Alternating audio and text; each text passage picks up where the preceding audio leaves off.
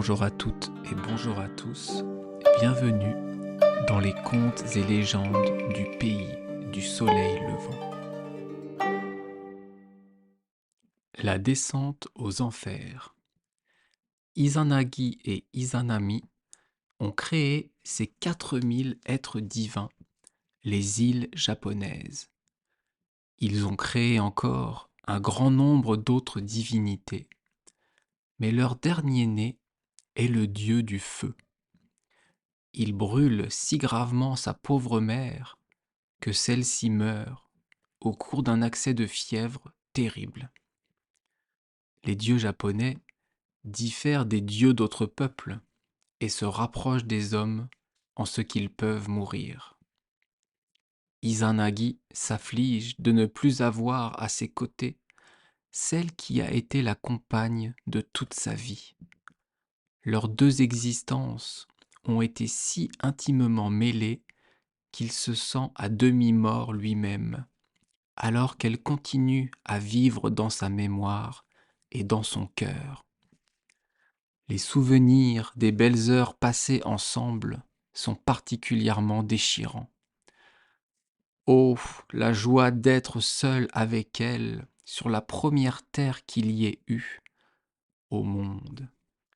Ô matin des matins, et maintenant, c'est le soir des soirs. Avec Izanami, Izanagi a perdu toute joie, toute raison de vivre. Il est accablé, anéanti. Il pousse de profonds soupirs. Des larmes amères coulent de ses yeux divins. Le Dieu humanisé souffre d'une douleur humaine, mais il connaît des vérités que beaucoup d'hommes ignorent.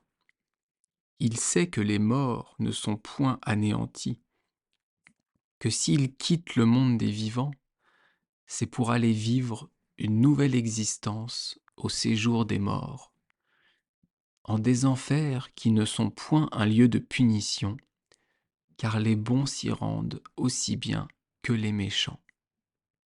Izanagi sait que Izanami est descendu au royaume souterrain.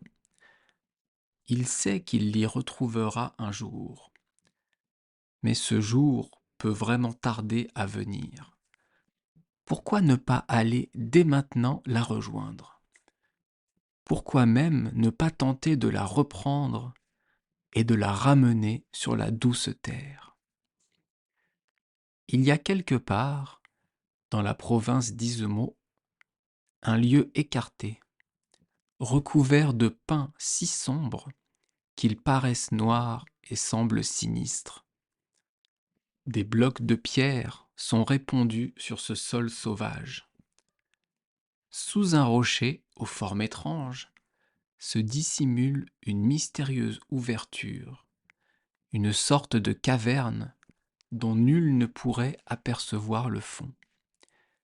Izanagi sait que c'est ici l'entrée du pays des ténèbres. Devant le trou sombre, il s'arrête un instant. Il assujettit la guirlande qui entoure sa tête, fixe son peigne de bois dans sa noire chevelure, met la main à la poignée de son sabre, puis, hardiment, pénètre dans les enfers.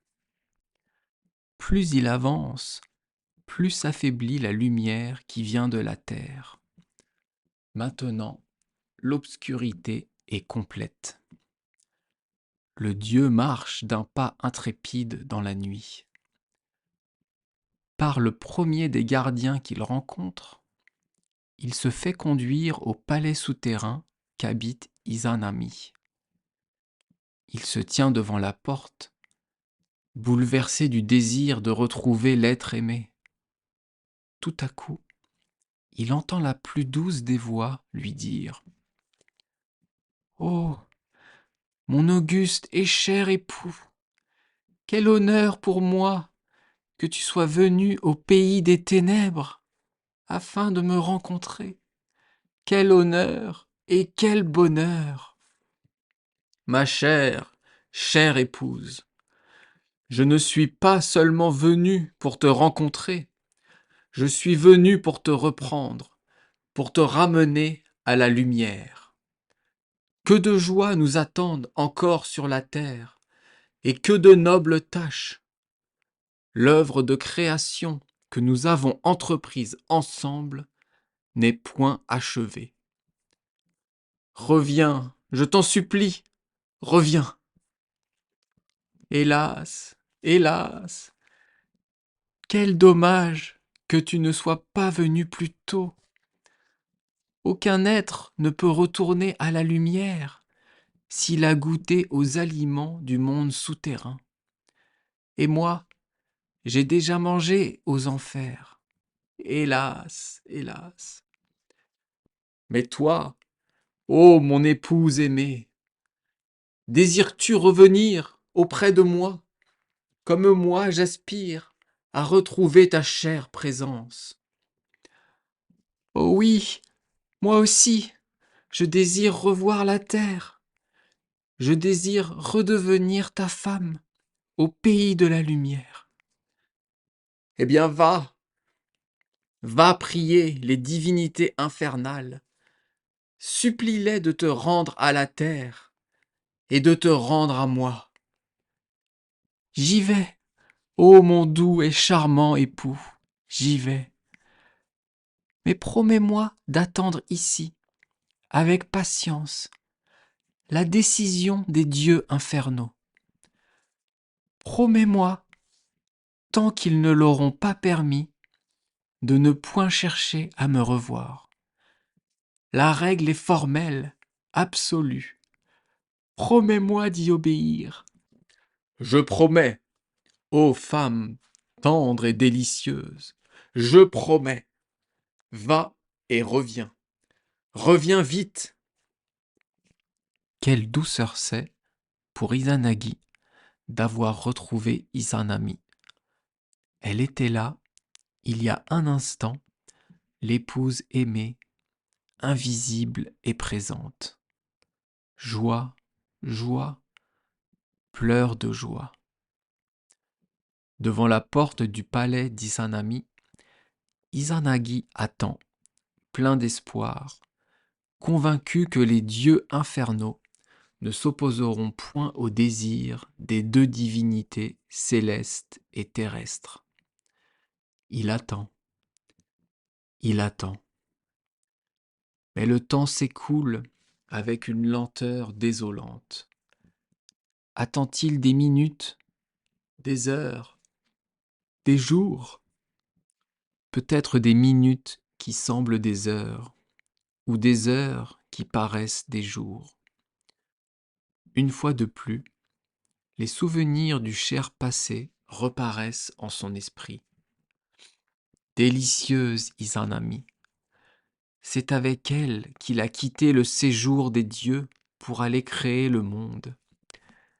Qu'elle était belle lorsqu'ils étaient tous deux seuls dans l'île tombée de la lance divine.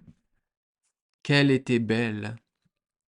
Est-elle toujours aussi belle? La revoir, même un bref instant, la revoir tout de suite. À ce désir passionné, Izanagi ne résiste plus. En dépit de sa promesse, il pénètre au palais d'Izanami. Il ôte le peigne enfoui dans sa chevelure, en brise une dent et y met le feu. L'enfer, un instant, s'illumine. Mais pour quel atroce spectacle! Pendant que brûle la dent du peigne, Izanami s'écroule sur le sol et instantanément se putréfie. Du visage verdâtre, les cheveux tombent à poignée. Les yeux ouverts perdent tout éclat. Les vers grouillent sur le corps jadis si beau. Arrière, misérable! Crie la cadavérique Izanami. Tu m'as trompé! Tu me déshonores! Son corps s'enveloppe d'éclairs. Les 8 dieux du tonnerre se détachent de sa tête, de ses seins, de son ventre, de ses mains et de ses pieds. Izanagi recule, épouvanté. Il n'a plus qu'à quitter les enfers, et il s'enfuit. Mais, à la demande d'Izanami, de hideuses mégères infernales s'élancent derrière lui. Izanagi court de toute la vitesse de ses jambes. Il jette à ces monstrueuses femelles la guirlande entourant sa tête. Cette guirlande se change en grappes de raisin. Comme des bêtes, les sorcières s'arrêtent pour en manger les grains succulents. Puis, elles reprennent leur chasse. De nouveau, le dieu entend derrière lui le galop hideux des femelles infernales. Cette fois, il prend son peigne, le brise, en jette derrière lui les morceaux qui se changent en pousses de bambou. Les monstres affamés s'arrêtent pour les arracher et les dévorer. Maintenant, ce sont les 8 dieux du tonnerre et 1500 guerriers des enfers qui continuent la poursuite. Le dieu tire son sabre et, toujours en fuyant, sans se retourner, l'agite derrière lui, écartant les ennemis. Il court, il court. Voilà que l'obscurité devient moins sombre. Très loin, là-bas, c'est la lumière, c'est le doux monde des vivants. Izanagi croit être sauvé. Et c'est justement alors qu'il est rejoint par ses ennemis.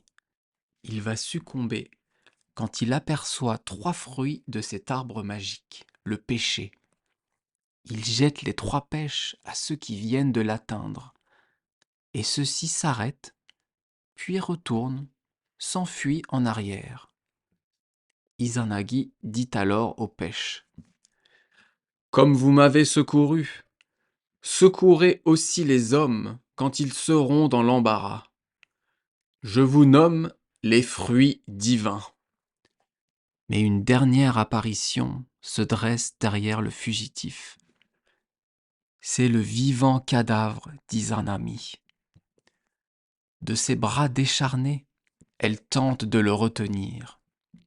D'un bond, il atteint le monde de la lumière. Il soulève un rocher que 10 000 hommes n'auraient pu porter, et il obstrue le chemin conduisant aux enfers. Désormais, le monde des morts et celui des vivants seront définitivement séparés. « Adieu !» crie-t-il à Izanami. « Adieu ! Tout est fini entre nous. »« Si tu m'abandonnes ainsi, oh, mon auguste époux, » répond Izanami, « j'étranglerai, je ferai mourir en un seul jour 1 millier d'hommes sur la terre. Et moi, je ferai naître en un seul jour 1500 petits-enfants. Adieu, adieu, ô toi, qui seras désormais la grande divinité des enfers. » Izanagi cherche une source où il puisse baigner son visage humide de sueur et se purifier des souillures qu'il a contractées au contact des morts. Il découvre, dans l'île de Kyushu, l'exquise rivière des orangers. Il y pratique de longues ablutions. Et voici que de nouveaux miracles s'accomplissent. D'une goutte d'eau tombant de son nez provient Susanoo, le dieu de la tempête. D'une goutte d'eau tombant de son œil droit naît Tsukinokami, le dieu de la lune. D'une goutte d'eau tombant de son œil gauche naît Amaterasu, la déesse du soleil. Izanagi prend dans ses bras le bébé qui va devenir une grande déesse. Connaîtra-t-elle des joies et des peines comparables à celles par lesquelles a passé la chère Izanami ? Maintenant, C'est au tour de la pauvre petite, se dit le dieu mélancoliquement.